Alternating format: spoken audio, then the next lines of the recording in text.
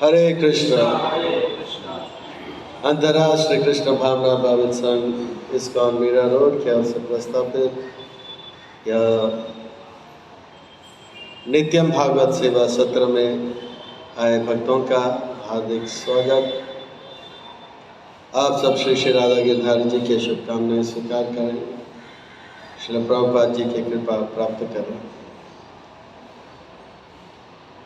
आज हम आप सब अत्यंत भाग्यशाली हैं। श्री श्री राधा गिरधारी जी के परम अनुकंपा एवं मायपुर की कृपा से उनके छत्र छाया के अधीन आश्रय प्राप्त हो रहा है। उनके चरण कमलों में सेवा का अवसर भी प्राप्त हो रहा है और उन सेवाओं में भी मानव देह में प्राप्त होने वाली जो सर्वोच्च उत्कृष्ट सेवा है वो सत्संग का श्रवण कीर्तन स्मरण भागवत विधि का यह लाभ मिल रहा है। इसलिए हम उन भगवान श्री श्री राधा गिरधारी जी, ललिता विशाखा, जगन्नाथ बलदेव सुभद्रा, श्री श्री गौरनीताय, इनके चरणारविंद में, उनके परिकर सहित के चरणारविंद में कोटि कोटि वंदन प्रणाम अर्पण करते हुए, प्रभुपाद जी के चरणारविंद में कोटि कोटि वंदन प्रणाम अर्पण करते हुए, गुरुदेव जो कि दयामय है, कृपामय है, करुणामय है, उनके चरणारविंद में कोटि कोटि वंदन प्रणाम अर्पण करते हुए यहाँ उपस्थित आप सब वैष्णव एवं वैष्णवी भगवत चरण अनुरागी महानुभावी भक्तवृंदों के चरणों में प्रणाम अर्पण करते हुए, उमापति प्रभु और उनके लिए आशीर्वाद प्राप्त करते हुए आप सबसे कवर निवेदन करते हैं कि दास के ऊपर ऐसे कृपा करें कि सेवा के माध्यम से हम आपको, गुरुदेव को, श्रील प्रभुपाद जी को प्रसन्न कर पाएँ। यह श्रीमद् भागवतम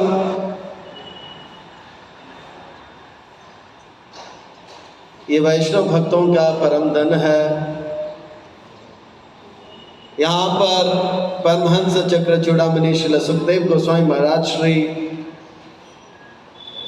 मैत्री ऋषि द्वारा वर्णित यह प्रसंग सुना रहे हैं। किस प्रकार से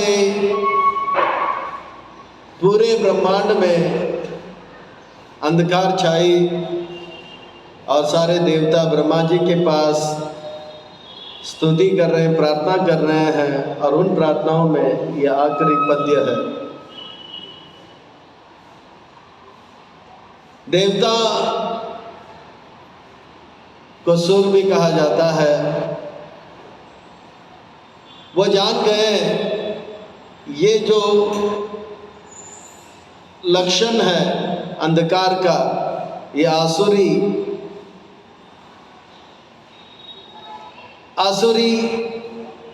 संपत्ति या आसुरी गुणों को प्रकट करता है और छोटा मोटा आसुरी नहीं है, ये बहुत भयंकर आसुरी गुण का लक्षण है। इसलिए वे इसके निवारण के लिए, इसे दूर करने के लिए, इससे बचने के लिए और भविष्य पीढ़ी को भी रक्षा करने के लिए ब्रह्मा जी के पास जाते हैं। ये सुर हैं, क्योंकि ये लोग देवता हैं।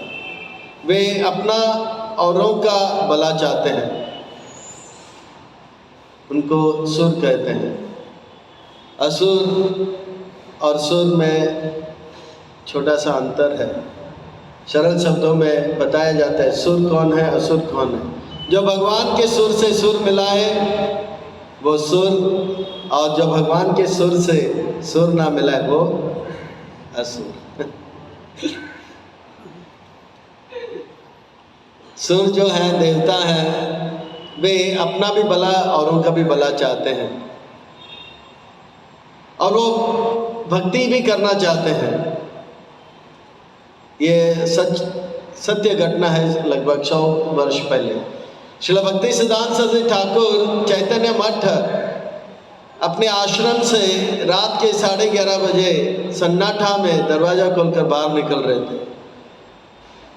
श्रील भक्ति सिद्धांत सरस्वती ठाकुर या चैतन्य मठ गंगा के तट पर जो है, जिसे शिवास आंगन के सामने कहो या चंद्रशेखर आचार्य के आंगन कहो, उन दिनों की बात, यानी कि आज से 100 साल पहले रात को 11:30 बजे, यानी कि एकदम सन्नाटा और एकदम अंधकार। उन दिनों तो 7 बजे ही अंधकार हो जाता था और कोई भी हरकत नहीं होता था। आजकल रात के 3 बजे तक पूरा मुंबई टिमटिमाता है और चमकता रहता है, और ठीक 4:30 बजे एकदम अंधकार हो जाता है। तो एकदम अंधकार था। तब उनके एक ब्रह्मचारी शिष्य देखा, गुरुदेव इतने रात को अकेले कहाँ जा रहे हैं। जाते जाते देखा कि भक्ति सिद्धांत सरस्वती ठाकुर मार्ग जो है उस मार्ग में चल रहे हैं, और एकदम से दाहिने ओर गए और गंगा के तट पर आए। और जैसे गंगा के तट पर आए तो देखा एक बहुत ही उज्जवल, बहुत ही सुंदर, बहुत ही अलौकिक एक विमान आया, और उस विमान से कुछ अद्भुत लोग उतरे। एक नहीं, दो नहीं, कम से 50, 60, 70 आए। और जितने भी अद्भुत ये विलक्षण में लोग उतरे, वे सब श्रील भक्ति सिद्धांत सरस्वती ठाकुर को साक्षात दंडवत प्रणाम अर्पण कर रहे हैं। फिर भक्ति सिद्धांत सरस्वती ठाकुर ने हाथ ऊपर किया, इशारा किया, मेरे पीछे आओ। तो सब उनके पीछे पीछे जा रहे हैं और सब लोग कीर्तन कर रहे हैं, जैसे अभी कीर्तन चालू हो गया। हरि हराय नाम कृष्ण यादव है। सब लोग भगवान का नाम लेते लेते लेते लेते योगपीठ, जहाँ पे गंगा के तट पर जहाँ पे चैतन्य महाप्रभु का प्राकट्य हुआ था, नीम के पेड़ के नीचे, वहाँ पर भक्ति सिद्धांत सरस्वती ठाकुर बैठे विराजमान हुए। और जितने भी या अलौकिक अद्भुत लोग थे, वो सब एकटक होकर बड़े ध्यान से भक्ति सिद्धांत सरस्वती ठाकुर से चैतन्य भागवत, चैतन्य लीला, चैतन्य चरितामृत की कथाएं श्रवण करते जा रहे। और ठीक लगभग 3:30, 4 का समय हो गया। अब 6 घंटा तक प्रवचन के बाद श्रील भक्ति सिद्धांत सरस्वती ठाकुर ने चैतन्य महाप्रभु की जय बोले, तो ये सब जो है दंडवत प्रणाम किए और वापस वह गंगा के तट पर गए, और वो विमान आकाश की ओर अंतर्धान हो गया। उनके शिष्य जो था भक्ति सिद्धांत सरस्वती ठाकुर के पीछे पीछे गए, और फिर मंगल आरती के बाद दिन के समय गुरुदेव से वो बहुत ही विनम्र पूर्वक गए और उनसे प्रश्न पूछे, रात को आप कहाँ गए और वो लोग कौन थे। तब भक्ति सिद्धांत सरस्वती ठाकुर बोला, रात को आपने क्या देखा। तो बोला, मैंने देखा आप अकेले गए और ये सब दिव्य कुछ अलौकिक लोग आए थे, सुंदर लोग आए थे। तो कहा वो लोग ठीक है, वे सब जो हैं इस ब्रह्मांड के ही देवता लोग हैं, और कृष्ण कथा, चैतन्य कथा श्रवण करने के लिए वो आते हैं, कभी कभी आते हैं। जब भी आते हैं तो मुझे बताते हैं, इस समय आते हैं तो मैं उनको स्वागत करता हूँ और उनको कथा सुनाता हूँ। तो यह है भक्ति सिद्धांत सरस्वती ठाकुर जैसे संत महात्मा, जिनका दर्शन करने के लिए देवता लोग आते हैं। नहीं तो देवता आज के समय पर इस कलिकाल में इतना पाप हो रहा है कि देवता आते भी नहीं हैं। पर भक्ति सिद्धांत सरस्वती ठाकुर, भक्ति विनोद ठाकुर या श्रील प्रभुपाद जी जैसे महात्माओं का दर्शन करने के लिए देवता आते हैं।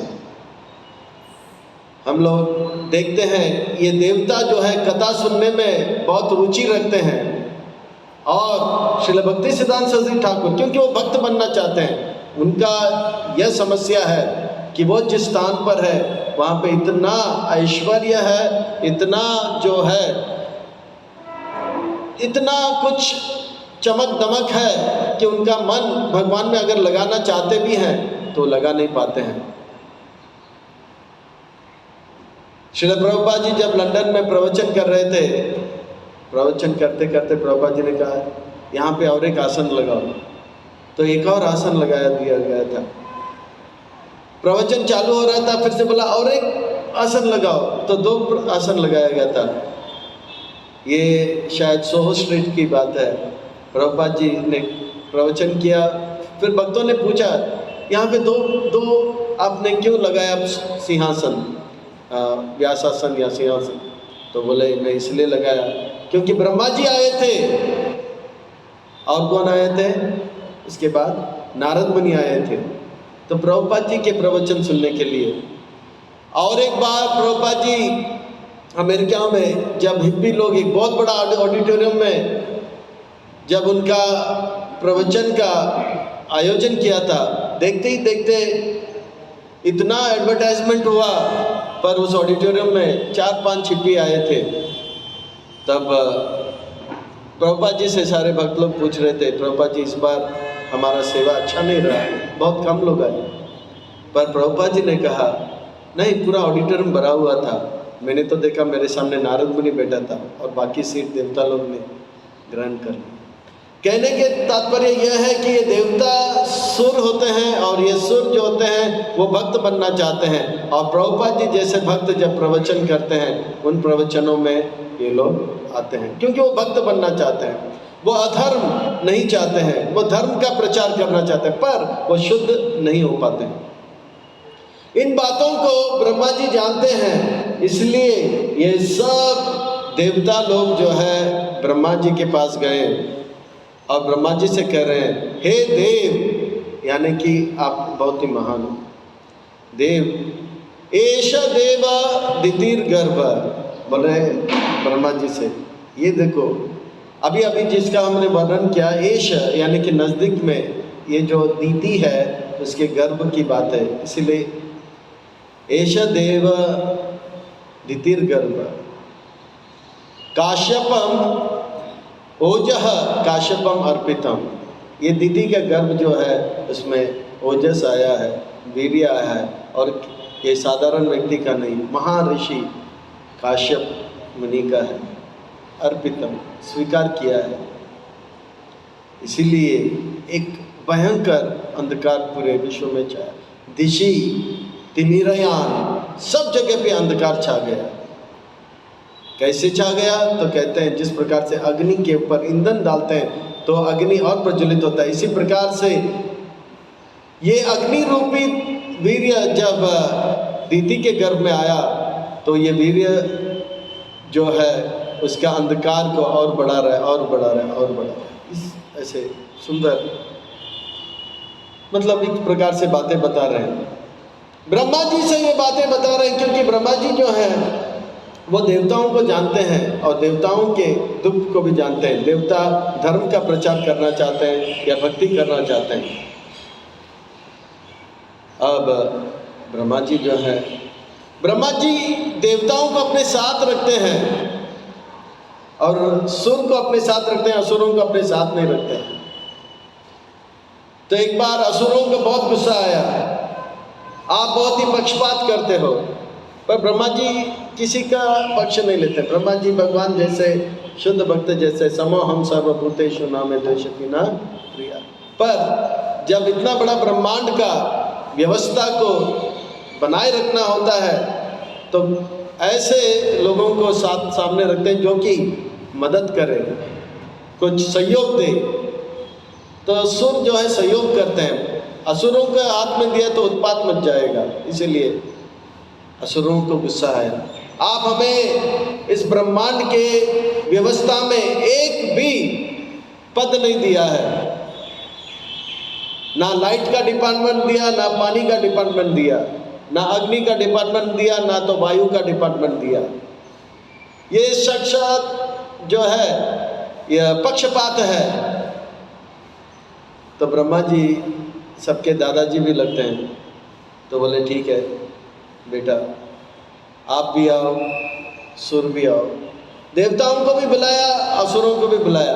आज भोजन होगा, राजभोग भोजन होगा, और ब्रह्म भोज का आयोजन किया गया था। ब्रह्म भोज चालू हो गया, पर असुरों ने कहा इस बार ब्रह्म भोज हम पहला खाएंगे। तो ब्रह्मा जी ने कहा ठीक है, आप लोग पाइए महाप्रसादे गोविंदे। तो महाप्रसादे गोविंदे इस प्रकार से प्रार्थना भी हुआ। महाप्रसाद गोविंद। असुरों ने कहा हम लोग प्रसाद पहले पाएंगे, पर ब्रह्मा जी ने कहा पूरा महामंत्र भोग मंत्र हो जाने दीजिए। फिर बाद में कहा कि शर्त यह है कि जब आप प्रसाद पाओगे आपका दाहिने हाथ में एक बड़ा लकड़ी लगाया जाएगा, एक लकड़ी लगाया जाएगा और इसे ठीक से बांध दिया जाएगा दाहिने हाथ में, और प्रसाद को दाहिने हाथ से पाना है। तो असुरों ने बोला इतना सुंदर प्रसाद आप हाथ में लकड़ी बांधो या पेड़ बांधो, हम लोग प्रसाद पाके ही रहेंगे। तो महाप्रसाद गोविंद चालू हो गया, सबने पूरा कर दिया। बोलो भगवत प्रसादम की।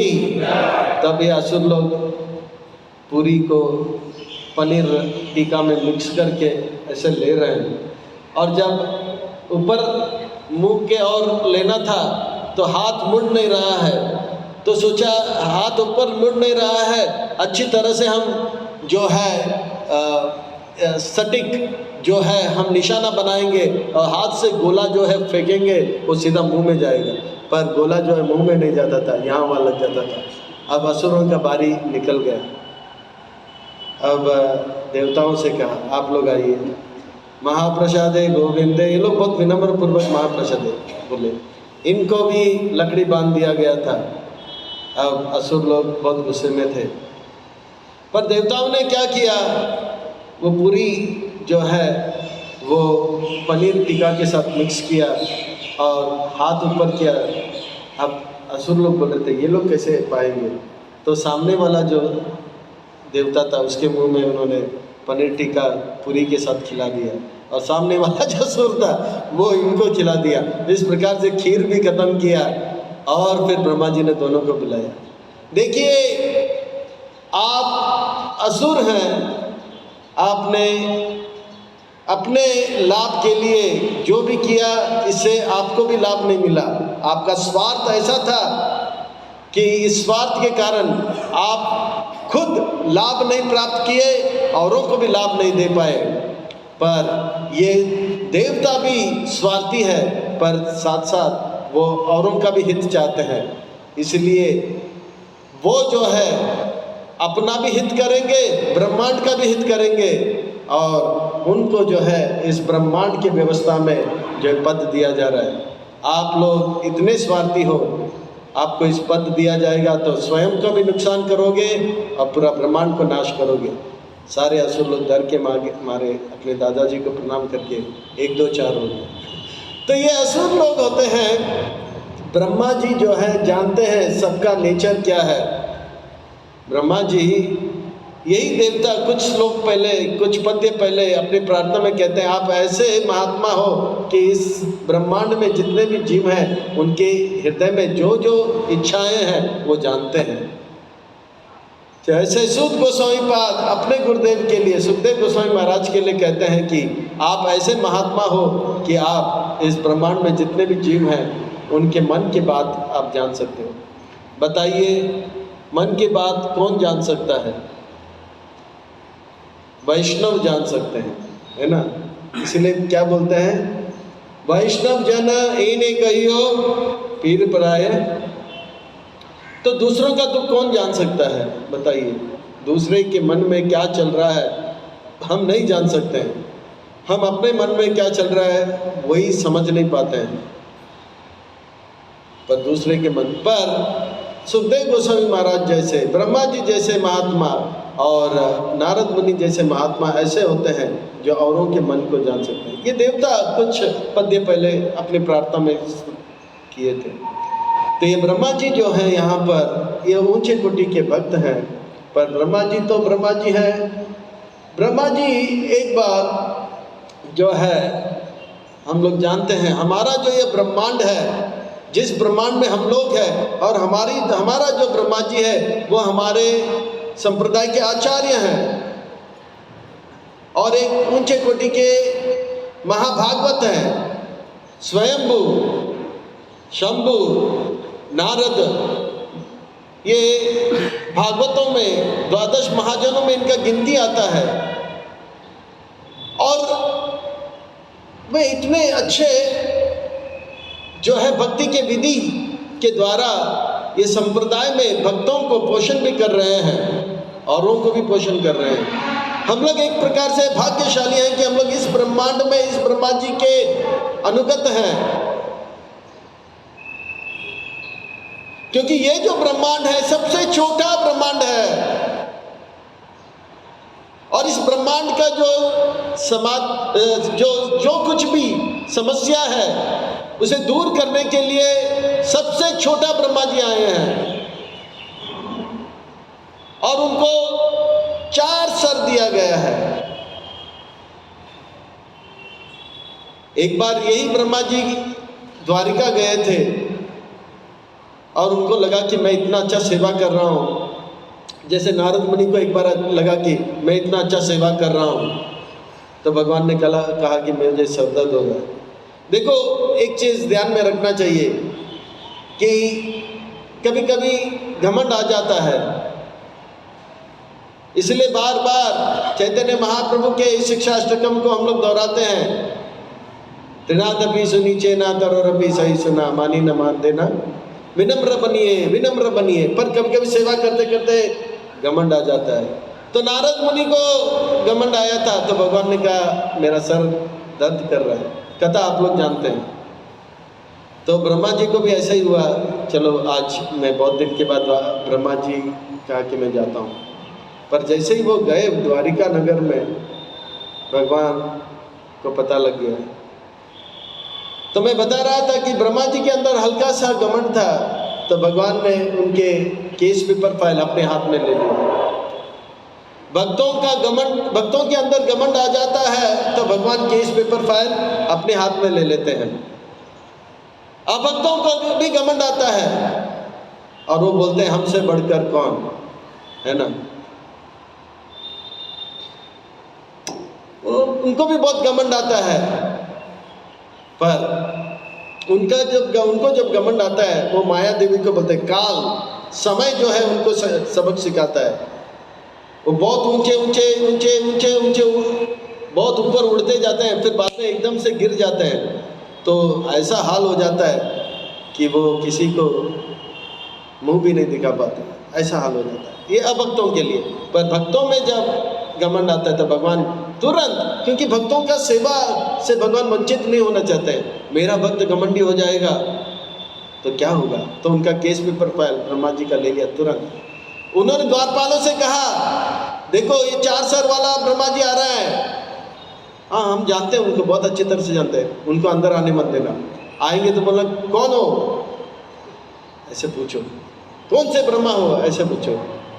तो ऐसे ही हुआ, तो बोला कौन से ब्रह्मा, तो बोला मेरे 4 सर वाला ब्रह्मा, 4 कुमार का पिता वो ब्रह्मा। तो बोला रुको मैं अंदर जाके पूछ के आता हूँ। और वापस भगवान ने बोला अभी उन्हें अंदर लाओ। अब उनका 4 सर और 4 मुकुट वो घूमने लग गया, कच कच कच कच कच। मेरे सिवा और कोई ब्रह्मा जी हैं, कौन सा ब्रह्मा जी, इन्होंने पूछा। और जैसे ही वो भगवान के पास आए, भगवान ने ऐसा उनको दृष्टि दिया जिससे कि उन्होंने देखा उस ब्रह्मांड में जितने भी सृष्टि में जितने भी ब्रह्मांड है, उन ब्रह्मांड के ब्रह्मा जी आ गए थे। 8 सर वाला, 16 सर वाला, 10,000 सर वाला, ये सब ब्रह्मा जी ने आए। पर ऐसा था कि सब ब्रह्मा जी को लग रहा था कि कृष्ण ने हमें बुलाया, और ये 4 सर वाला ब्रह्मा जी जो है, हमारे ब्रह्मा जी जो है, उनको सब दिखाई पड़ रहा है। और वो प्रणाम किए, तब उनको पता लगा कि मैं सारे ब्रह्माओं में सबसे छोटा ब्रह्मा हूँ। क्योंकि ये ब्रह्मांड का जो है, इस ब्रह्मांड में आने का अर्थ होता है कि इस ब्रह्मांड में ज़्यादा समस्या नहीं, माया का प्रभाव इसमें बहुत कम है। दूसरे ब्रह्मांड में माया का प्रभाव ज़्यादा है, इसलिए 8 सर वाला इस प्रकार से। तो हमारे जो ब्रह्मा जी हैं 4 सर वाले, वो बोला कि अच्छा, वो प्रणाम किए और वो फिर से उनका जो घमंड था वो थोड़ा कम हो गया। भगवान ने इस प्रकार से उनका केस पेपर फाइल अपने हाथ में ले लिया। और ब्रज में अगर किसी को घमंड आ जाता है तो उसका भी केस पेपर फाइल। इसीलिए कुंती महारानी एक सुंदर स्तुति अपने प्रार्थना में करती है जन्म ऐश्वर्य श्रुत श्रीबी येदम मदपुमान।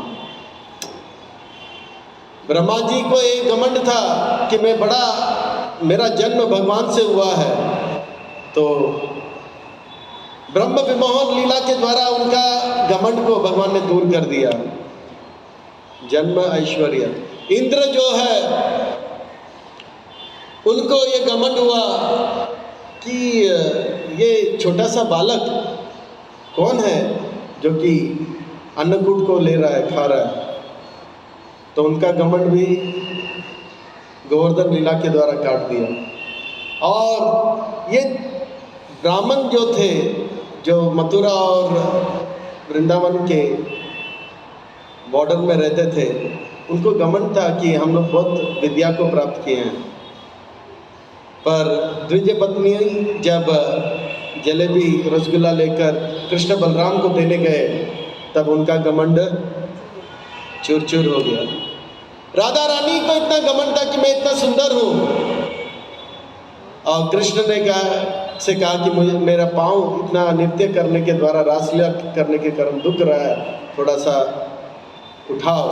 तो बोला इसको भी घमंड आ गया। तो तुरंत उनका केस पेपर फाइल भगवान ने, उनका भी घमंड चूर चूर कर दिया। जन्म ऐश्वर्य शुद्ध श्रीबीर, भक्तों के अंदर घमंड आ गए तो भगवान। तो ये ब्रह्मा जी जो है, 4 सर वाले ब्रह्मा जी हैं, उनके पास गए। एश देवे दितिर गर्भ, देखो ये जो अंधकार आ रहा है वो क्यों आ रहा है, वो दीति के गर्भ में। और ये दीति कौन है? दक्ष प्रजापति के जो है कन्या है। और दक्ष प्रजापति भी एक प्रकार से भक्त हैं, वैष्णव है। और उन्होंने दीति को रोज मंगल आरती में, उनके 16 जितने भी 60 कन्या हैं, उनको रोज मंगल आरती में लेकर तुलसी आरती करते थे, 16 माला जप करते थे, हरे कृष्ण कृष्ण कृष्ण हरे हरे हरे हरे। गर्भ को धारण करना कोई आसान बात नहीं है, और वो भी 100 साल तक धारण करके गए। ये वही कर सकती है जो एक सती स्त्री हो। एक सती स्त्री जो होती है, उनके अंदर पवित्रता के कारण उनके अंदर अद्भुत बल आ जाता है। जैसे हम सावित्री के कथा में सुनते हैं, जब उनको पता लगा कि उनका पति सूर्य का दर्शन नहीं करेगा, तो सूर्य का जो है, सूर्य देव को ही आगे बढ़ने से रोक दिया था। ये सती स्त्री का बल होता है। एक सती पवित्र स्त्री, जिसके मन में अपने पति के अलावा, भगवान के अलावा कोई और भाव विचार नहीं आता है, वो इतने शक्तिशाली होते हैं। जैसे कि एक ब्रह्मचारी होता है। एक बार एक ब्रह्मचारी को थोड़ा गुस्सा आया, वो भिक्षाम दे कहा, तो माता ने कहा थोड़ा देर के बाद मैं अपने पति को भिक्षा दे रहा हूँ। तो उनको गुस्सा आया, बोला मैं ब्रह्मचारी हूँ, मेरे क्रोध से कौवा को मैं घूर के देखता हूँ तो कौवा जल के भस्म हो जाता। वो सोच रहा था, पर वो स्त्री ने कहा इतना क्रोधित होकर मुझे देखो मत, मैं वो कौवा नहीं हूँ।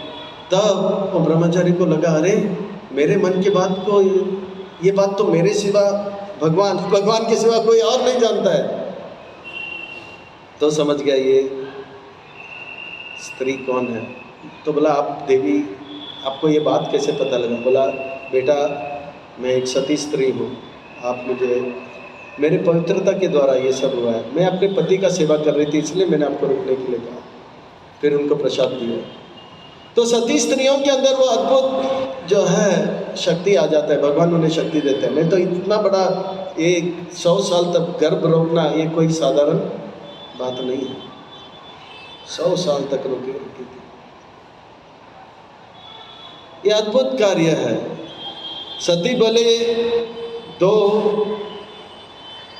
असुरों को जन्म देते हैं, जय विजय को जन्म देते हैं, पर उनको गर्भ रोकना ये कोई साधारण बात नहीं है। वो भले वो शुद्ध भक्त नहीं है, पर फिर भी मंगल आरती वगैरह किया तो था उन्होंने, और भी मंगल आरती कर रही है रोज, इसीलिए उनका सतीत्व के कारण। भक्त के पास भी बहुत सारे अद्भुत शक्ति होते हैं, पर भक्त ये अद्भुत शक्ति इस्तेमाल नहीं करते हैं। वो केवल शरीर और मन और बुद्धि का हर प्रयास से भगवान को प्रसन्न करना चाहते हैं। पानी में चल सकते हैं भक्त लोग, हवा में उड़ सकते हैं भक्त लोग, पर ये सब भक्त का जो है जीवन का लक्ष्य नहीं है। वो केवल और केवल भगवान को प्रसन्न करने के लिए जीते हैं। तो इसीलिए यहाँ पर वो देवता लोग कह रहे हैं, एष देव दितिर गर्भ ओजः काश्यपम अर्पितम। उनका गर्भ जो है काश्यप ऋषि के द्वारा जो है, काश्यप ऋषि ने उनके अंदर वीर्य ओजस रखा है।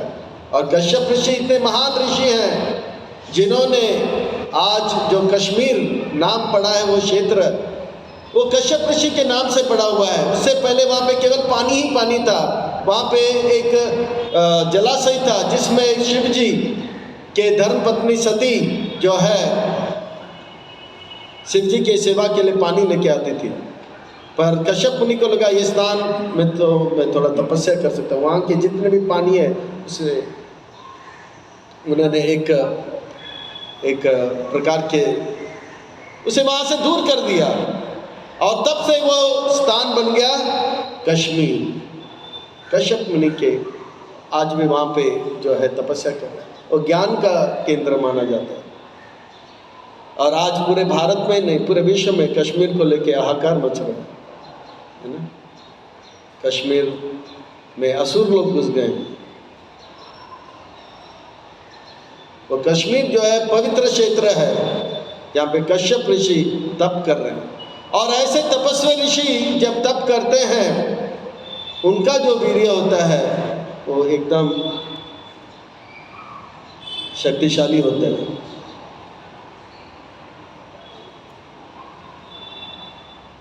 जैसे शिव जी जब मोहिनी देवी को भगवान के सुंदर रूप का दर्शन किया, तो कहते हैं कि शिव जी का वीर्य स्खलित हुआ। तो कहते हैं कि जहाँ जहाँ स्खलित हुआ वहाँ पे जो है सोने का जो है खान बना हुआ, गोल्ड।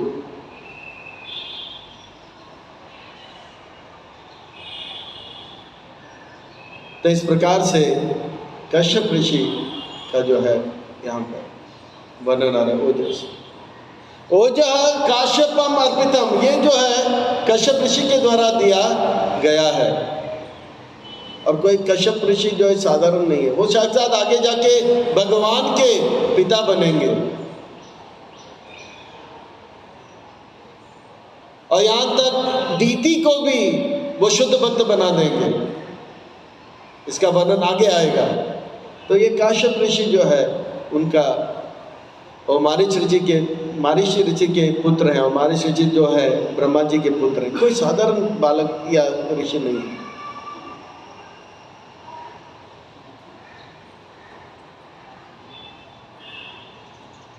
तो ओजस काश्यप अर्पितम, पर वो गर्भ को रोक के रखी थी। पर ये जो असुर जो थे, इतने भयंकर असुर थे, उनका जो अंधकार है, गर्भ को तो अंधकार, गर्भ में उनको दर्द दे रही थी, पर पूरे ब्रह्मांड में भी सूर्य के जो किरण है उसका जो प्रभाव है उसे भी रोक दिया था। इसी कहते हैं दिशा तिमिरान सर्वा। जिस प्रकार से समय के साथ साथ ये अंधकार बढ़ रहा है, जिस प्रकार से अग्नि के ऊपर कोई ईंधन डाले तो अग्नि क्या बुझेगा और बढ़ेगा। इसी प्रकार से समय के साथ साथ ये अंधकार बढ़ रहा था और देवता लोग सोच रहे थे ये जो है लक्षण अधर्म का है, ये जो लक्षण है पाप का है, ये जो लक्षण है आने वाले कष्ट का है। इसीलिए वे ब्रह्मा जी के पास गए और प्रार्थना की, स्तुति की, और ब्रह्मा जी इसका निवारण भी करते हैं। तो इस प्रकार से देवता स्तुति कर रहे हैं ब्रह्मा जी से कि अंधकार को दूर करो। आज हम कलयुग में हैं और कलयुग का अंदर अज्ञान का अंधकार छाया हुआ है, चारों ओर पाप बढ़ते जा रहा है। 15 साल पहले जब हम यहाँ पे आए थे मीरा रोड में, 20 साल पहले जब आए थे, यहाँ पे एक रेस्टोरेंट नहीं था 20 साल पहले, और आज हर एक बिल्डिंग के नीचे एक या 50 मीटर चलो तो एक नॉनवेज रेस्टोरेंट कम बार। यहाँ से 50 मीटर जाओ आपको एक मिलेगा, फिर और 50 मीटर जाओ और बार मिलेगा। इतना पाप बढ़ रहा है और इतना सारे जानवरों को काटा भी जा रहा है, और इंटरनेट के माध्यम से व्यभिचार तो चल ही रहा है और जुआ भी चल रहा है। तो पाप अज्ञान बढ़ते जा रहा है और अज्ञान का अंधकार जो है बढ़ रहा है, बढ़ रहा है, बढ़ रहा है। जिस प्रकार से देवता लोग इस अंधकार से बचने के लिए आचार्य के पास जाते हैं, ब्रह्मा जी के पास जाते हैं, प्रार्थना कर रहे हैं इस अंधकार से हमें बचाइए। हम सबको चाहिए कि हम प्रभुपाद जी हमारे संस्था के संस्थापक आचार्य के पास जाएं, हाथ जोड़ के प्रार्थना करें, हमें इस कलयुग के कलमश से, इस अज्ञान के अंधकार से आप हमारा रक्षा कीजिए, भक्ति दीजिए और हमारा जीवन को सार्थक करने में मदद कीजिए। हरे कृष्णा कृष्णा कृष्णा हरे हरे, हरे राम राम राम हरे हरे। श्रील प्रभुपाद की